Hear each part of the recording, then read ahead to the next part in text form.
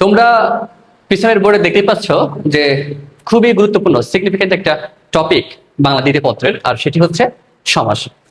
আমরা এখানে 5টা সমাসের নাম উপস্থাপন করেছি।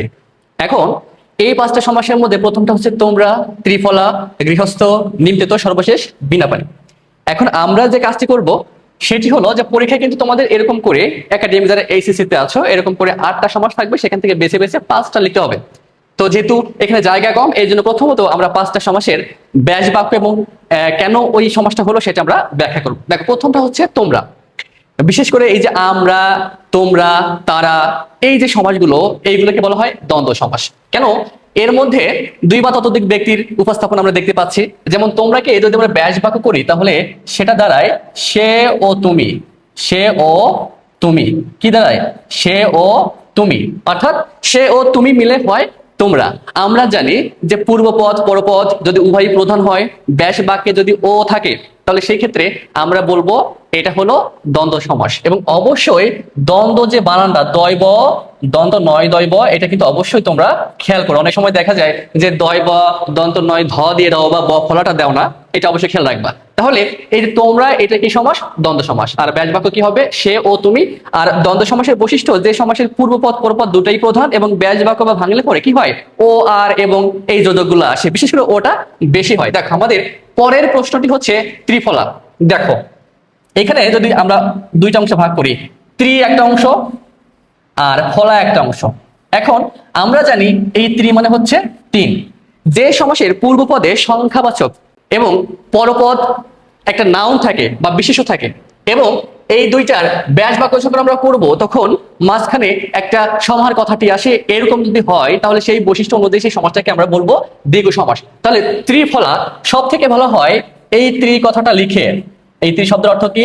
3, ব্র্যাকেটের মধ্যে লিখতে পারো 3 ফলের সমাহার। 3 ফলের সমাহার, সমাহার, অর্থাৎ সমাহার বা সমষ্টিযুক্ত ব্যাস বাক্য থাকলে সেটাকে আমরা কি বলবো?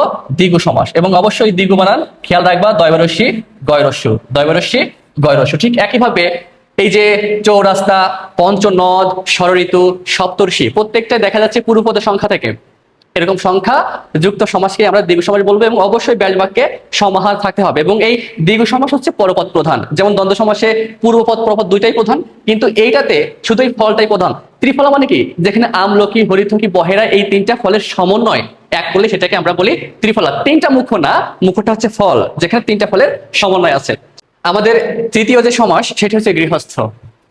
গৃহস্থ মানে কি?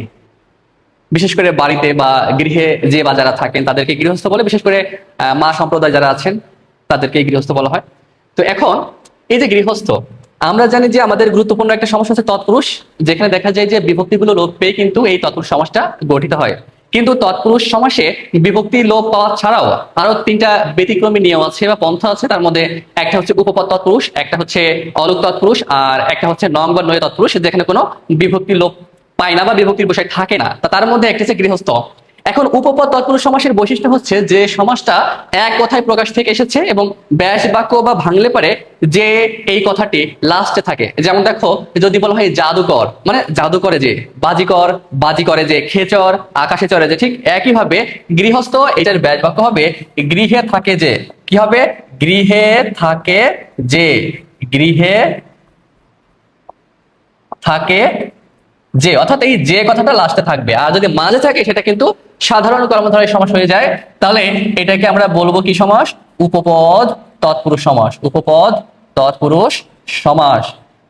আরো আমরা ডিটেলস আলোচনা করব ধাপে ধাপে। আজকে আমরা শুধু একটা বোর্ডের কিছু অংশ আমরা ব্যাখ্যা বিশ্লেষণ করতেছি, পরীক্ষায় কিভাবে লিখতে হয় সেইটা। এরপরে দেখো নিমতেতো। নিমতেতো মানে কি? নিমের মতো তেতো। আর নিম যে তেতো বা তিতে সেটা তো আমরা জানি, এটা সত্য কথা। আমাদের একটা সমস্যা হচ্ছে কর্মধারায় 3টা শ্রেণী দেখতে পাই। একটা সাধারণ কর্মধারয়, একটা মধ্যপাদলোপী কর্মধারয়, একটা উপমামূলক কর্মধারয় সমাস। এই উপমামূলক কর্মধারয় সমাস আবার 3 প্রকার। একটা হচ্ছে উপমান, উপমিত, রূপক।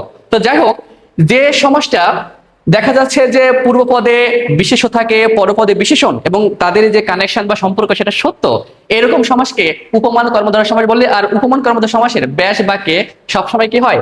ন্যায় কথাটি আসে। তাহলে এটা হবে কি? নিমের ন্যায় তেতো। নিমের ন্যায় তেতো। আর নিম যে তেতো এটা তো আমরা সবাই জানি। সত্য কথা, সত্য কথা। এই জন্য এইটা হবে উপমান কর্মধারয় সমাস। কি হবে? উপমান কর্মধারয় ধারয় সমাস।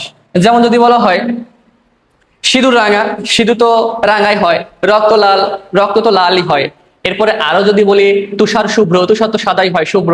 ঠিক আছে, এই জাতীয় যে সমাজগুলো আছে সত্য কথা উপস্থাপন করে এরকম সমাজকে উপমান কর্মধারয় সমাস বলে। এরপরে কি সর্বশেষ বালদাগ বিনা পানি। দেখো বিনা কি একটা যন্ত্র, আর এই যে পানি, পয়াকার দন্ত নরাশি এই পানি হচ্ছে ওয়াটার বা জল, আর পয়াকার মধ্য নরাশি এই পানি হচ্ছে হাতের যে অংশটা, হাতের এই অংশকে বলা হয় পানি। তাহলে আমরা এখানে বলতেই পারি যে বিনা হচ্ছে যন্ত্র আর পানি হচ্ছে হাত। এখন এটাকে যদি আমরা ব্যাস বাক্য করি তাহলে দাঁড়াবে বিনা মানে এই যন্ত্রটা পানিতে অর্থাৎ হাতে, পানিতে জার, পানিতে জার। এখন দেখো এই যে বিনা পানিতে জার, বিনা মূলত কার হাতে থাকে? আমরা জানি যে সরস্বতী দেবীর হাতে কি থাকে? বিনা থাকে। তো এই যে বিনা পানি বলতে আমরা বিশেষ করে সরস্বতী দেবীকে বুঝি। আর যে সমাসের পূর্বপদ পরপদ কাউকে না বুঝিয়ে তৃতীয় কোনো পদকে বোঝায় এরকম সমাসকে বলা হয় বহুব্রীহি সমাস। এবং এই বহুব্রীহি সমাসের ব্যাসবাক্যে সবসময় কি বসে? যার কথাটি বসে। কি বসে? যার কথাটি বসে। তাহলে এইখানে আমরা লিখতেই পারি যে বিনা পানি হচ্ছে একটা বহুব্রীহি সমাস, কারণ এখানে বিনাও মুখ্য না, পানিও মুখ্য না, মুখ্য হচ্ছে সরস্বতী দেবী যার হাতে মূলত বিনা থাকে।